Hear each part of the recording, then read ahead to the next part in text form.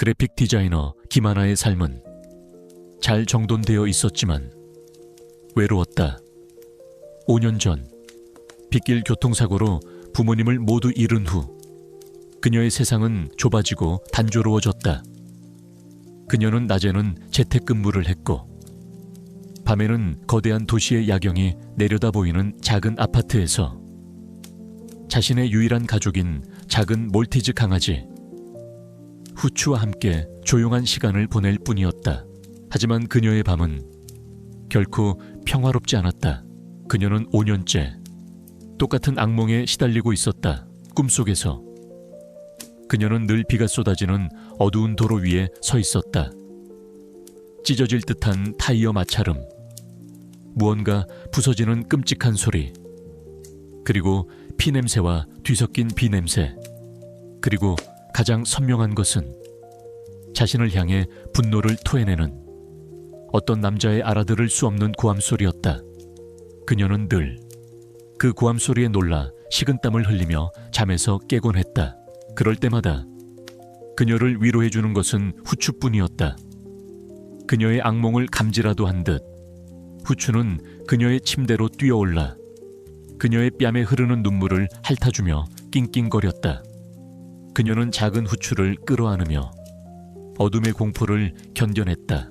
후추야, 너밖에 없어. 정말이야. 그녀에게 후추는 단순한 개가 아니었다.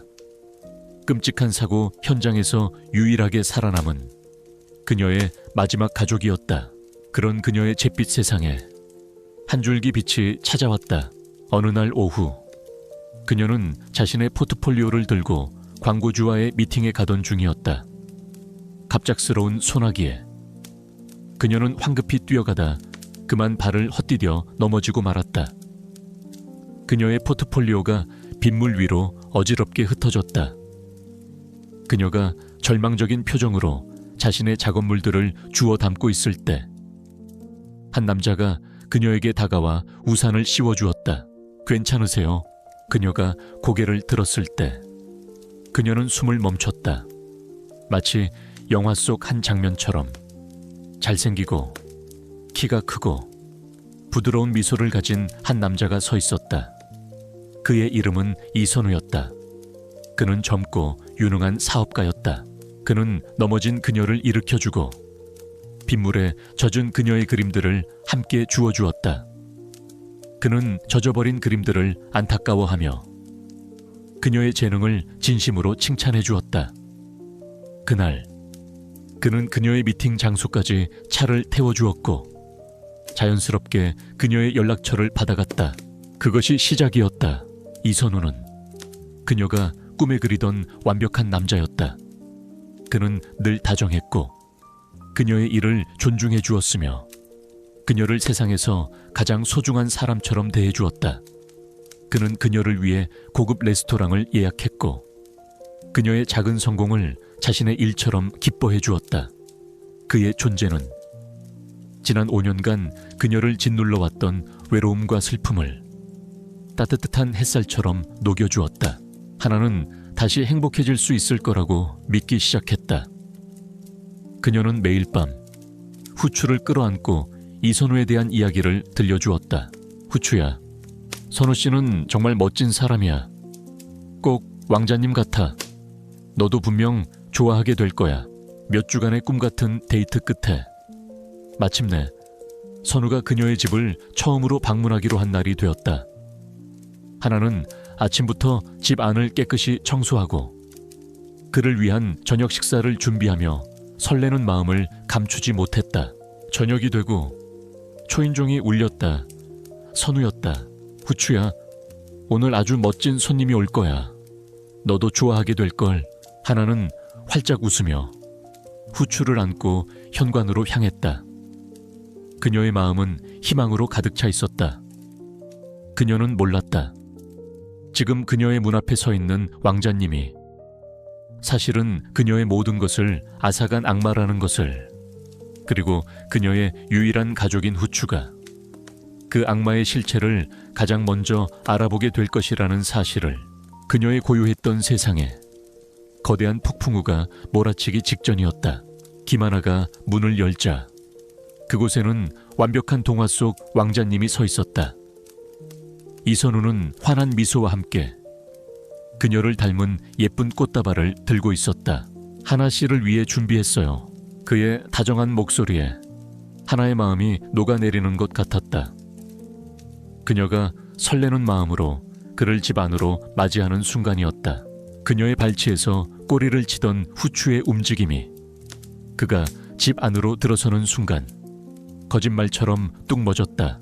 녀석의 온몸이 돌처럼 굳었다. 부드럽던 눈빛은 순식간에 날카로운 저기로 변했고 목 뒤의 털이 곤두섰다. 목구멍 가장 깊은 곳에서부터 하얀 털 뭉치라고는 믿기지 않는 낮고 위협적인 으르렁거림이 새어나왔다. 그리고 다음 순간 녀석은 이성을 잃은 듯 오직 이선우 한 사람만을 향해 미친 듯이 짖기 시작했다. 컹컹컹컹 크르르르. 그것은 지금껏 그녀가 단 한 번도 본 적 없는 순수한 증오와 공포가 뒤섞인 필사적인 경고의 소리였다. 녀석은 작은 몸으로 하나의 방어선이라도 되는 것처럼 하나의 앞을 가로막고 서서 선우를 향해 맹렬하게 지저댔다. 후추야, 안 돼, 왜 이래? 하나는 충격과 당혹감에 휩싸였다. 그녀는 너무나도 창피해서 얼굴이 새빨개졌다. 그녀는 급히 후추를 끌어안고 선우에게 몇 번이고 사과했다. 죄송해요. 선우씨, 정말 죄송해요. 얘가 한 번도 이런 적이 없었는데 정말 이상하네요. 하지만 선우의 반응은 그녀의 예상을 뛰어넘었다. 그는 화를 내거나 불쾌해하는 대신 상처받은 듯한 슬픈 표정을 지어 보였다. 그는 천천히 무릎을 굽혀 후추와 눈을 맞추려 애썼다. 후추야, 안녕. 나는 나쁜 사람 아니야. 너의 주인을 아주 많이 좋아하는 사람이야. 그의 다정한 목소리에도 후추의 공격성은 더욱 거세졌다. 녀석은 당장이라도 그의 손을 물어버릴 기세였다. 선우는 씁쓸한 미소와 함께 자리에서 일어났다. 그는 슬픈 눈으로 하나를 바라보며 말했다. 괜찮아, 하나씨. 걔들은 영혼이 맑아서 자신과 맞지 않는 사람을 본능적으로 알아보나 봐. 내가 후추 마음에 들지 않는 모양이야. 내가 미안하네. 그의 말은 너무나도 완벽한 자기 방어이자 교묘한 책임 전가였다. 그는 후추의 공격성을 자신의 문제가 아닌 자신과 걔 사이의 궁합 문제로 돌려버렸다.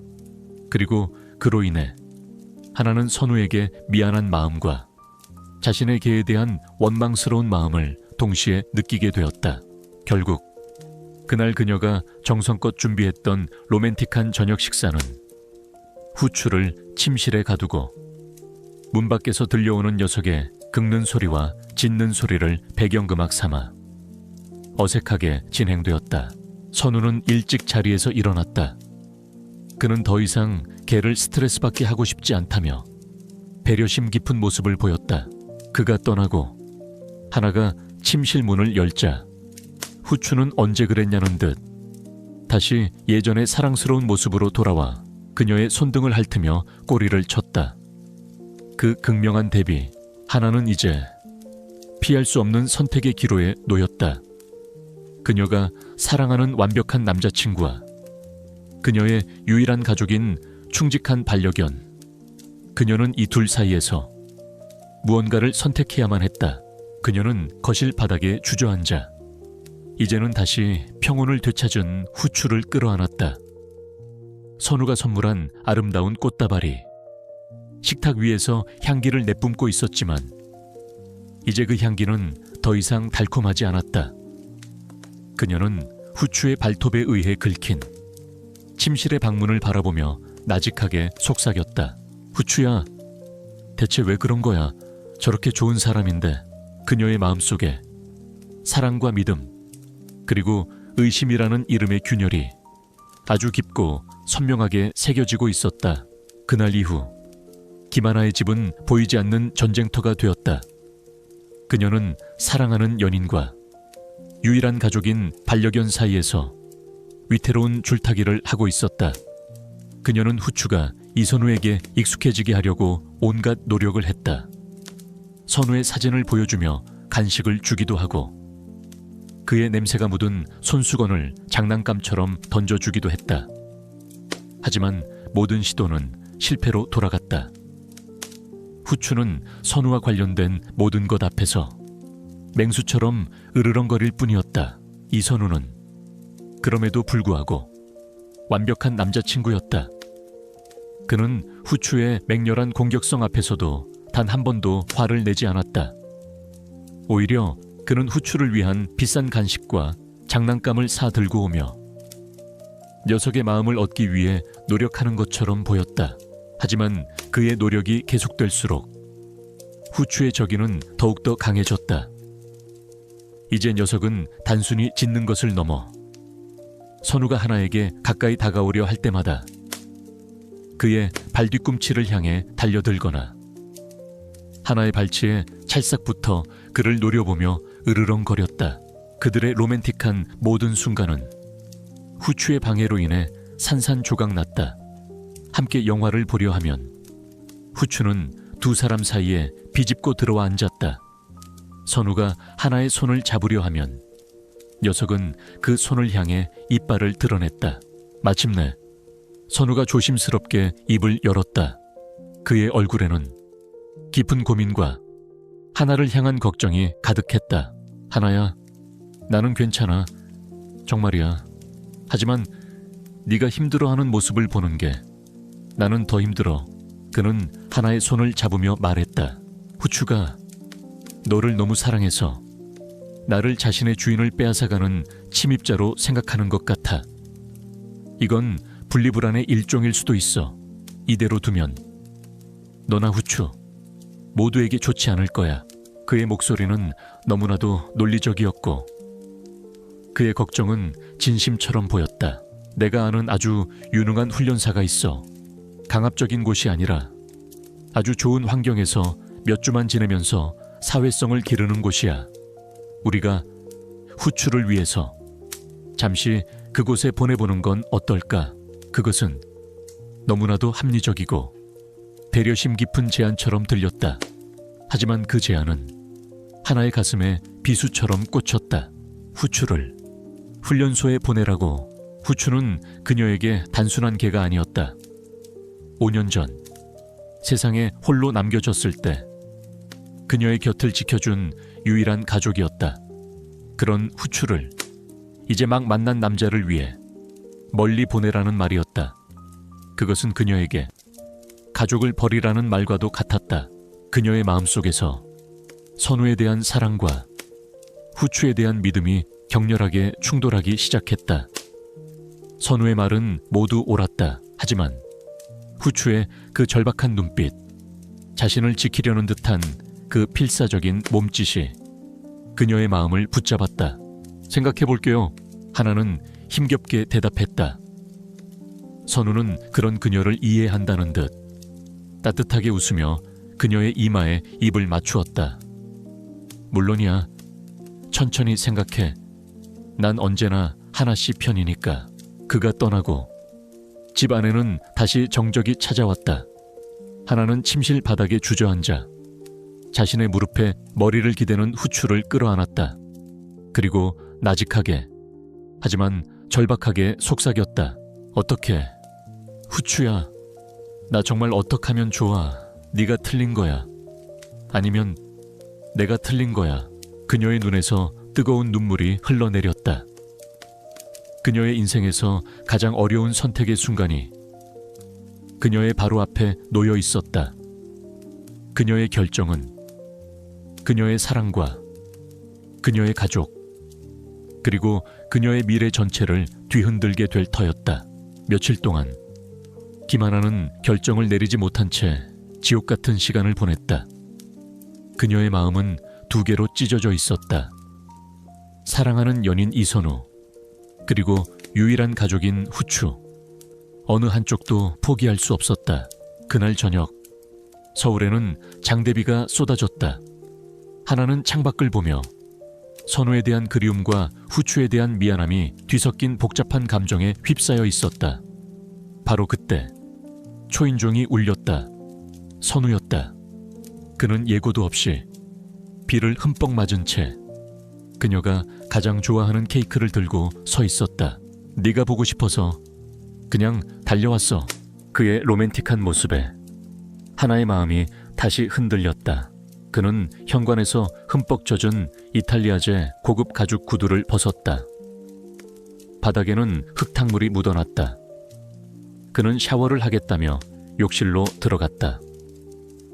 하나는 어지러운 마음을 정리하며 그의 구두를 정리하기로 마음먹었다. 그가 비를 뚫고 자신을 보러 와주었는데 이 정도는 해줘야 한다는 생각에서였다. 그녀는 구두를 들고 현관 바닥에 앉아 부드러운 천으로 흙탕물을 닦아내기 시작했다. 가죽을 다 닦고 그녀는 구두를 뒤집어 밑창에 낀 흙을 털어내려 했다. 두껍고 튼튼한 고무 밑창이었다. 그런데 그녀의 눈에 무언가 이상한 점이 포착되었다. 구두의 뒤축, 그 두꺼운 고무 밑창의 한 부분이 아주 살짝 헐거워져 있었다. 마모된 것이 아니었다. 마치 누군가 일부러 그 부분을 잘라냈다가 다시 어설프게 붙여놓은 것 같은 흔적이었다. 호기심. 그녀의 머릿속에 경고등이 켜졌지만 손은 이미 움직이고 있었다. 그녀는 손톱으로 그 헐거워진 고무 조각을 살짝 들어올렸다. 욕실 안에서는 선우가 기분 좋은 듯 콧노래를 부르는 소리가 들려왔다. 그 평화로운 소리는 그녀가 지금 하고 있는 행동과 기묘한 대조를 이루며 등골을 서늘하게 만들었다. 그녀는 책상 서랍에서 작은 족집게를 가져왔다. 그리고 족집게를 이용해 고무 조각을 조심스럽게 들어올렸다. 갈각, 접착제가 떨어지는 소리와 함께 고무 조각이 완전히 분리되었다. 그리고 그 아래 그녀는 보고야 말았다. 구두 밑창의 두꺼운 고무 안쪽을 누군가 의도적으로 파내어 만든 아주 작고 비밀스러운 공간, 그리고 그 공간 안에 아주 작은 무언가가 욕실에서 새어나오는 불빛에 반사되어 차갑게 반짝이고 있었다. 하나의 심장이 쿵 하고 내려앉았다. 그녀는 숨을 멈춘 채 그 작은 공간 안을 들여다보았다. 그녀의 인생을 송두리째 뒤바꿀 끔찍한 비밀의 조각이 지금 그녀의 눈앞에서 그 모습을 드러내고 있었다. 김하나의 심장이 미친 듯이 뛰기 시작했다. 그녀는 떨리는 손으로 족집게를 이용해 구두 밑창의 비밀 공간 속에서 반짝이는 작은 물체를 조심스럽게 꺼냈다. 그것은 아주 작은 보석 조각이었다. 깊고 푸른 빛을 내는 사파이어 파편, 독특한 물방울 모양으로 커팅된 한눈에 봐도 고급스러운 보석의 일부였다. 그 푸른 빛을 보는 순간 하나의 뇌리에 전기가 흐르는 듯한 충격이 가해졌다. 너무나도 익숙한 색깔, 익숙한 모양, 그녀의 머릿속. 안개처럼 흐릿했던 기억의 파편 하나가 섬광처럼 스쳐 지나갔다. 5년 전 돌아가신 엄마, 그녀의 귓가에서 우아하게 빛나던 아버지가 결혼 20주년 선물로 직접 디자인해서 맞춰주셨던 바로 그 물방울 모양의 사파이어 귀걸이. 엄마는 사고가 나던 그날 분명히 이 귀걸이를 하고 있었다.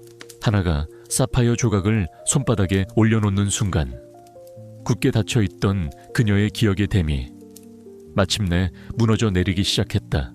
그녀가 그토록 잊고 싶어 했던, 매일 밤 그녀를 괴롭혔던 악몽의 실체가 선명하고도 잔인한 영상이 되어 그녀의 머릿속을 덮쳤다.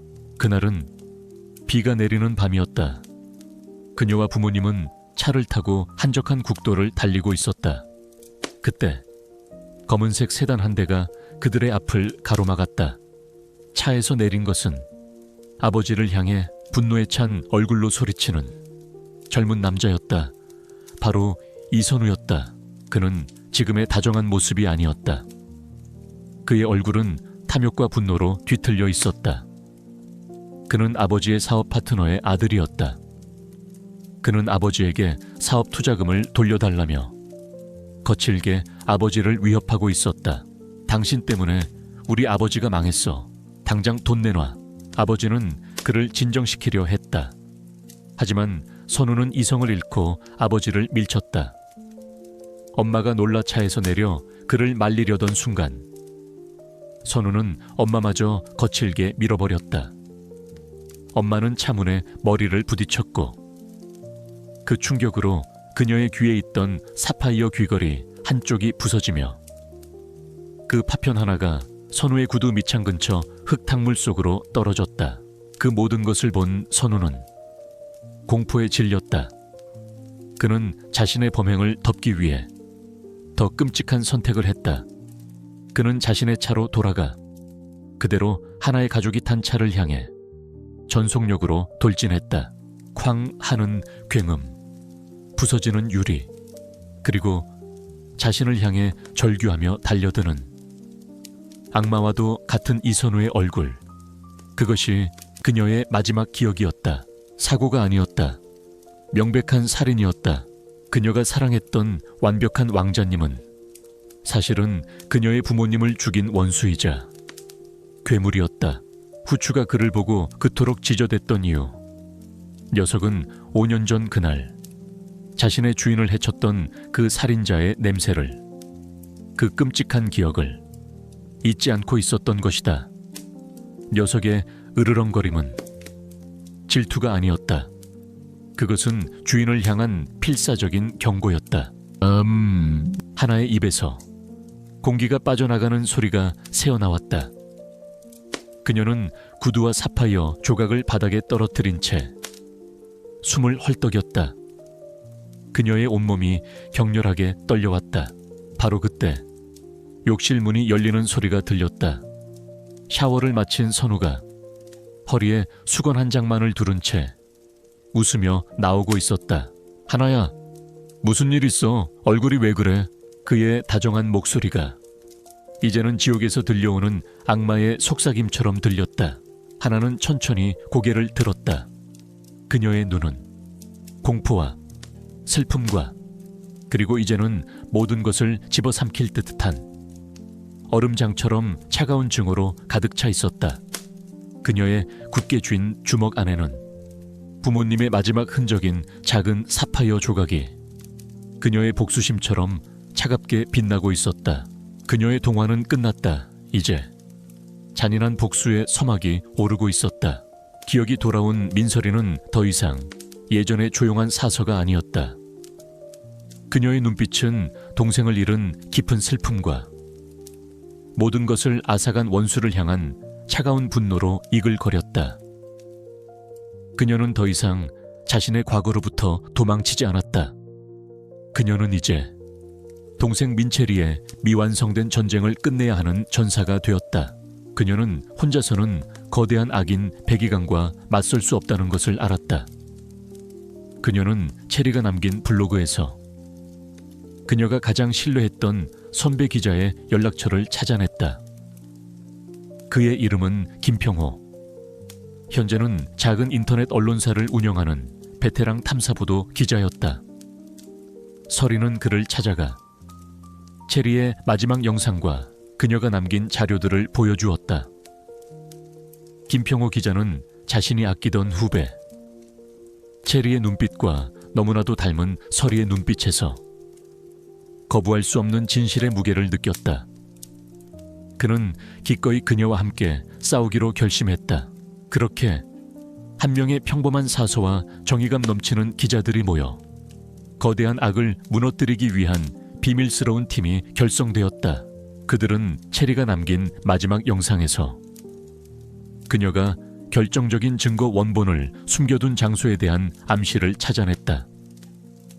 체리가 생전에 좋아했던 한 시집, 그 시집의 특정 페이지에 대한 언급이었다.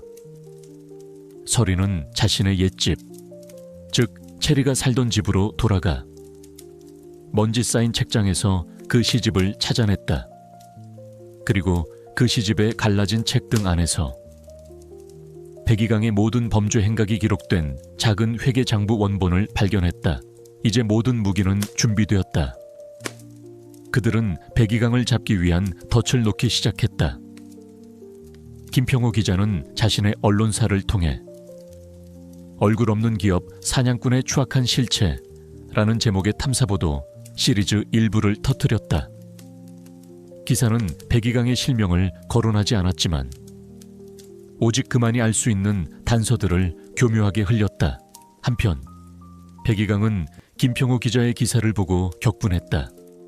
그는 민체리의 배후에 또 다른 조력자가 있었다고 확신하고 자신의 수하들을 풀어 그 출처를 찾으라 명령했다. 팀은 마지막 계획을 세웠다.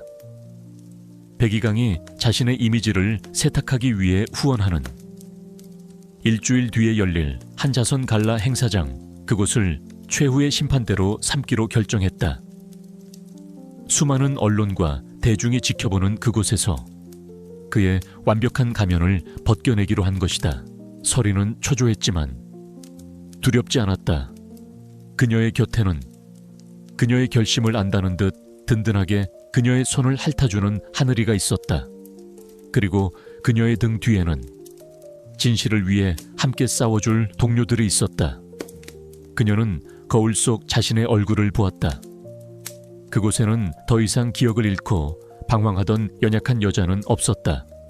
동생의 복수와 자신의 삶을 되찾기 위해 모든 것을 걸 준비가 된 강인한 전사의 얼굴이 있었다. 자선갈라 행사가 열리는 호텔 연회장. 모든 것이 백이강의 위선적인 계획대로 흘러가고 있었다. 무대 위에서 그는 자비로운 기업가의 가면을 쓴 채 자신의 사회공헌 활동에 대해 열변을 토했다. 질의응답 시간이 되자 김평호 기자가 날카로운 질문으로 그를 압박하기 시작했다. 바로 그때 연회장 뒤편의 문이 열리고 민설이가 무대를 향해 걸어 나왔다. 5년 전 실종된 기자 민채리와 너무나도 닮은 그녀의 모습에 연회장은 술렁이기 시작했다. 백이강은 그녀를 보고 유령이라도 본 듯 그 자리에 얼어붙었다. 서리는 무대 위로 올라가 마이크를 잡았다. 백이강 씨, 당신은 내 동생 민채리를 기억하십니까? 그녀는 자신이 체리의 쌍둥이 언니라는 사실을 밝히고 그녀의 신호에 따라 무대 뒤 대형 스크린에 체리의 마지막 영상이 재생되기 시작했다. 연회장을 가득 채운 사람들은 숨을 죽인 채 한 기자의 마지막 절규를 지켜보았다. 저걸 꺼, 당장 끄라고. 백이강이 이성을 잃고 고함을 질렀다. 그가 무대를 향해 달려들려던 순간 동물 심리학자 윤 선생이 하늘이를 데리고 무대 위로 올라왔다. 하늘이는 백이강을 보자마자 5년 동안 억눌러 왔던 모든 분노와 공포를 토해내듯 지저대기 시작했다. 윤 선생은 하늘이의 행동이 특정 가해자를 향한 명백한 트라우마 반응이라는 전문가 소견을 밝혔다. 체리의 마지막 영상, 회계 장부 원본, 그리고 하늘이의 격렬한 반응, 모든 증거가 백이강을 가리키고 있었다. 연회장 밖에서 대기하고 있던 경찰들이 들이닥쳤다. 백이강은 수많은 카메라 플래시 속에서 자신의 화려한 무대 위에서 허무하게 체포되었다. 다시 몇 달의 시간이 흘렀다. 백이강은 재판에서 무기징역을 선고받았다. 그리고 그의 자백을 토대로 경찰은 5년 동안 아무도 찾지 못했던 체리의 유골을 한 야산에서 찾아냈다. 어느 햇살 좋은 봄날, 서리는 체리의 작은 묘비 앞에 서 있었다. 그녀의 곁에는 하늘이가 조용히 앉아 있었다. 서리는 묘비 앞에 사진 한 장을 내려놓았다. 그것은 더 이상 체리의 옛 사진이 아니었다. 환하게 웃고 있는 자신과 그런 그녀의 곁을 든든하게 지키고 있는 하늘이가 함께 찍은 새로운 사진이었다. 체리야, 이제 다 끝났어. 편히 쉬어. 서리는 자신의 기억과 명예, 그리고 동생의 억울함까지 모두 되찾았다. 그녀는 이제 언니의 유지를 이어 진실을 위해 싸우는 다른 이들을 돕는 새로운 삶을 살아갈 것이다. 그녀는 하늘을 올려다보았다. 맑고 푸른 하늘. 그녀의 곁을 지키는 반려견의 이름. 이제 그 이름은 두 자매 모두의 것이 되었다. 한 명은 기억 속에서, 다른 한 명은 현실 속에서 같은 하늘을 이고 살아갈 것이다. 하늘이가 그녀의 손등을 부드럽게 핥았다. 서리는 미소 지으며 하늘이와 함께 따스한 봄 햇살 속으로 천천히 걸어 나갔다. 길고 길었던 상처의 겨울이 끝나고 마침내 그녀의 삶에도 진짜 봄이 찾아온 것이다.